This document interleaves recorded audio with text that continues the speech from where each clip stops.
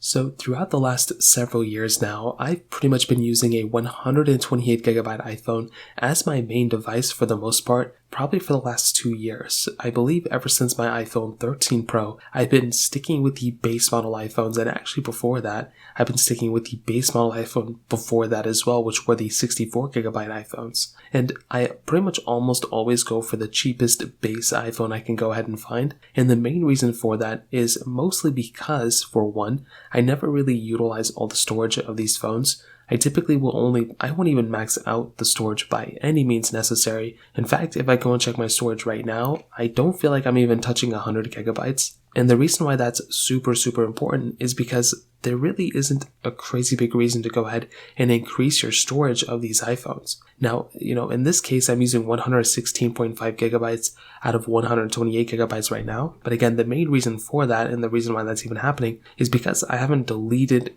really anything on my iPhone. Ever since I picked it up day one, I've been pretty much doing the same exact thing with it. And I could easily delete so much stuff from this phone, from games I don't even play anymore, like Call of Duty Mobile, to, photos and videos I already have backed up. So the thing and the main reason why I never increase my storage is because of that. I'd never really take up all the storage anyway. But a massive thing that you have to remember is that unlike Androids, you don't really get anything else by increasing the storage of your iPhone. In fact, you only really get more features or change anything if you completely switch phones entirely. If you go from an iPhone 14 to an iPhone 14 Pro, you are actually getting a big difference for the most part. But if you go from a 128GB iPhone 14 Pro to a 512 or a 1TB model, there's no differences. There's no speed improvements or anything. If you look at the Android side, for a lot of Samsung phones, if you were to get the cheapest base model, let's say 120GB Samsung Galaxy whatever, well, that could come in a different configuration